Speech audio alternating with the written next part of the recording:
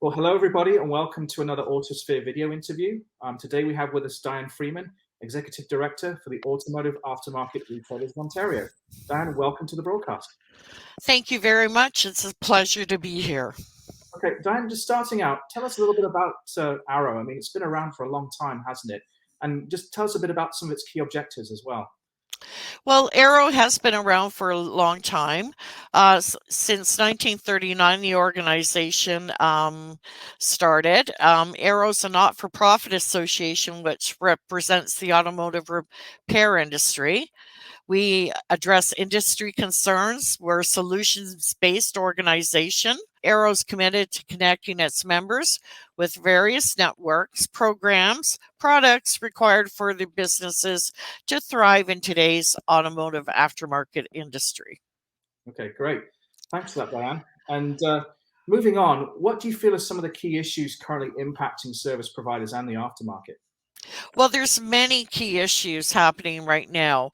AARO's currently working on government regulations, changes to those regulations, such as the MVIS inspection program, access to repair information, aftermarket training, COVID, how it impacts the small and medium business owners. There's a shortage of chips for cars. And now we're seeing that it's a shortage of rubber, which is resulting in difficulty getting tires. Automakers are also taking software development in-house, which will make it harder for the independent automotive service professionals to service vehicles. Application programming interfaces, APIs, all information on the vehicles will communicate with the automaker's own servers, and they will choose where the information will go and what information the aftermarket will receive. So the aftermarket is pulling for a secure vehicle interface, which is an SVI, which gives the aftermarket the access for the onboard telematics of the vehicle. This gives the consumer the choice where to take the vehicle for service at a fair price.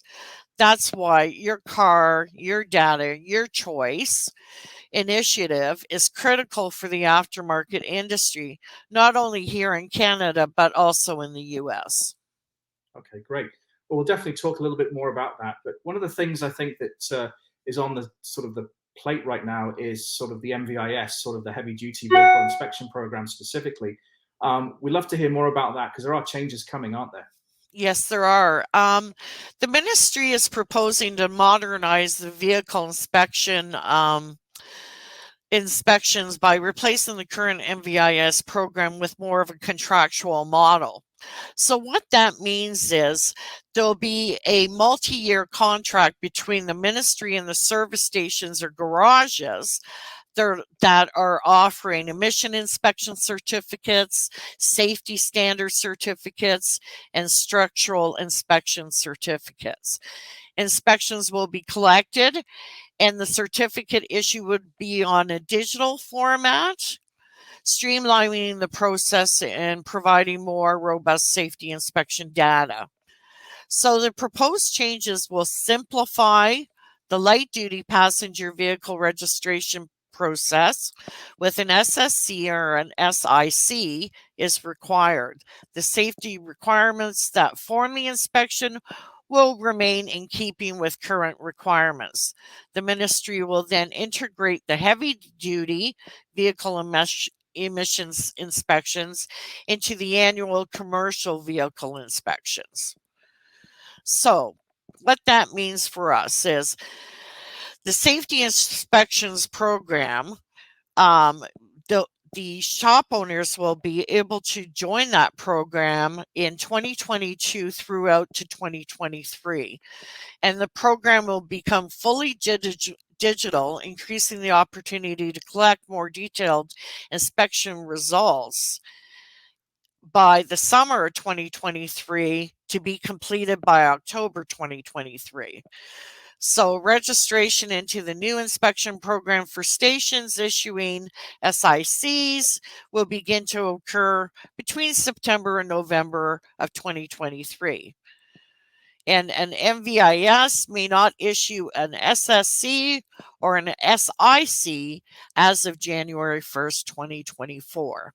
So what we're doing is we're keeping the industry informed on all these changes that are happening with the MVIS inspection program on both light duty and heavy duty with the diesel. Okay, great. Well, thanks for that, Diane. It sounds like a lot of stuff coming, and thanks again for sharing that with our readers today. Sort of moving on to another key topic, and you already sort of touched on this a little bit. Right to repair has been a major concern and continues to be a major concern for the automotive industry on both sides of the border. What's the current situation from AARO's perspective, and what do you think is needed to ensure independent service shops can continue to access that vehicle data? Well, we need to be able to access the repair information and diagnose today's vehicles.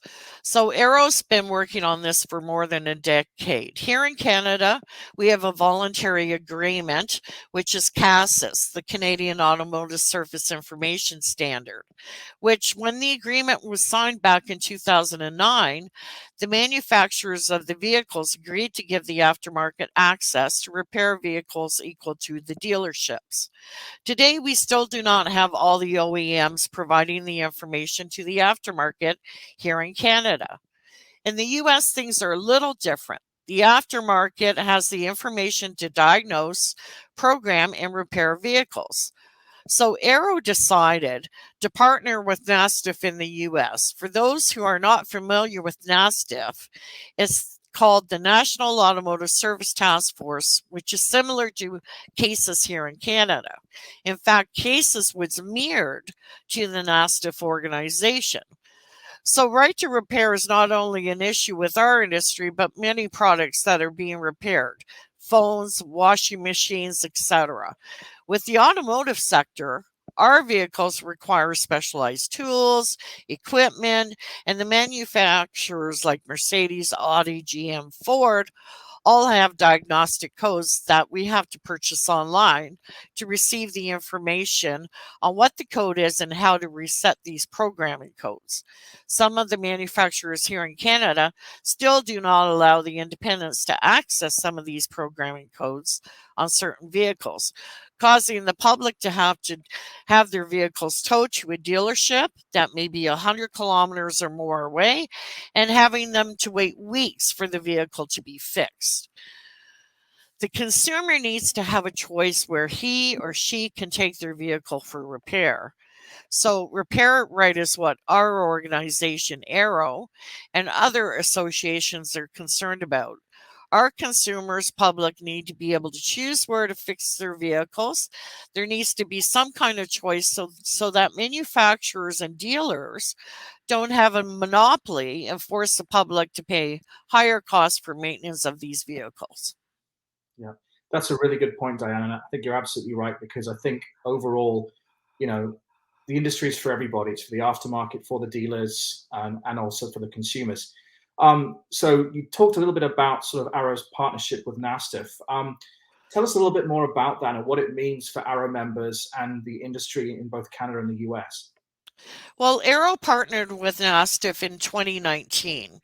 After more of a decade with the CASIS task force not making any progress on access issues, Arrow decided to join NASTF and work together to identify communication and resolve gaps in the availability and accessibility of the automotive service information, service training, diagnostic tools, and equipment, and the benefit of the automotive service professionals and their customers on both sides of the border. So, Canadian security professionals apply through NASTF now for Vehicle Security Professional Portal. The portal serves as the credential security professionals for those wishing to apply for the vehicle security credential. And what this does, it gives them access to keys. So if you take your vehicle into a service station and they have the vehicle security professional, they're able to get you a key if you've lost a key, similar to what you would have to do to go to a dealership. Okay. Okay, great. Um, Also, another big topic that the whole industry has been talking about, certainly for the last few years, are electric vehicles. And how do you view the situation regarding EVs, and what do you think service providers need to consider if production does ramp up significantly, as a lot of people are predicting?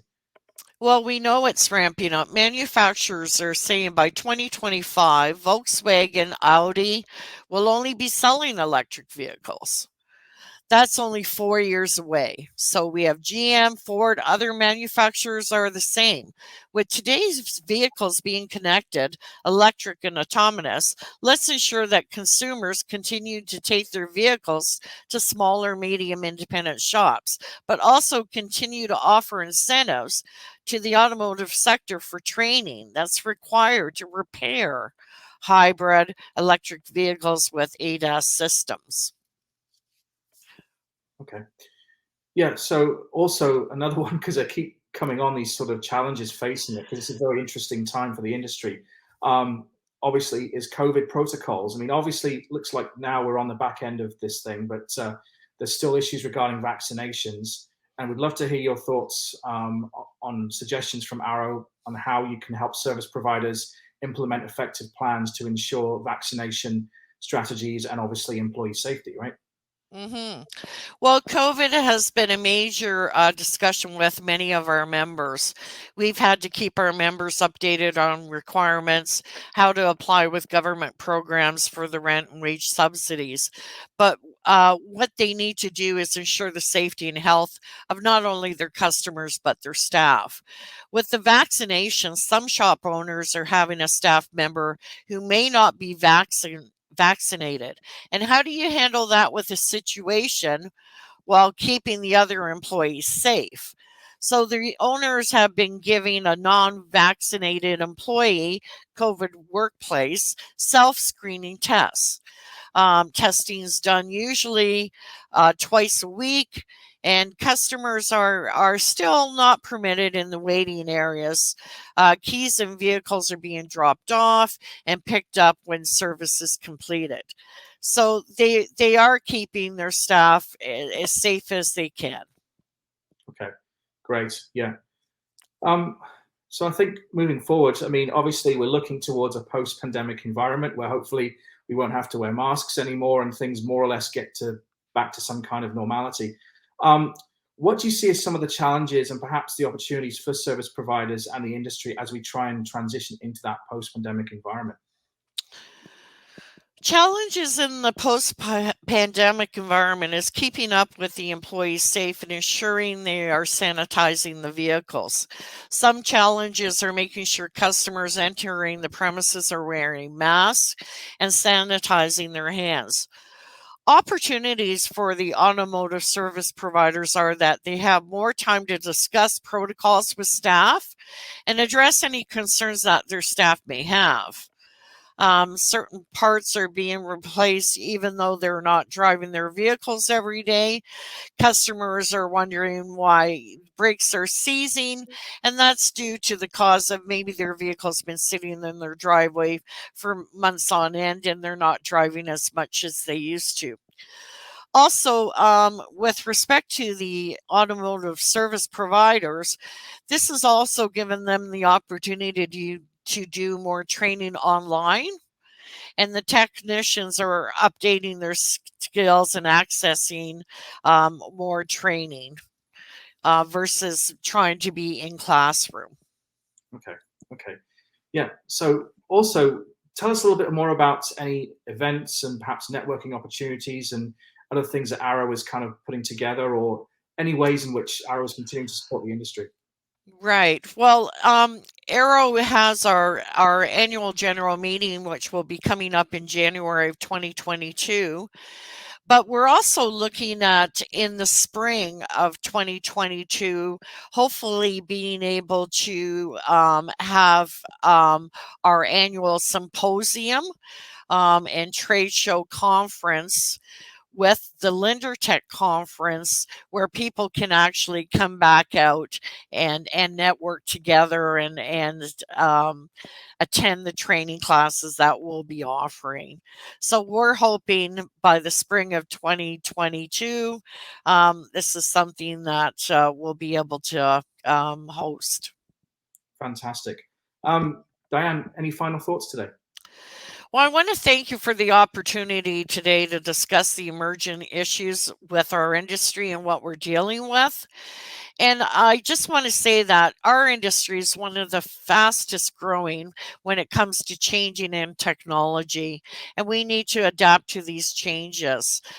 We need to ensure that our industry, the automotive industry, continue to have the service information, training tools, and equipment to keep our customers' vehicles on the roadways. And we just want to say thank you. Well, and we just want to say thank you for joining us this morning, and again for all the work that you and AARO does. Thank you very much. Okay, thanks.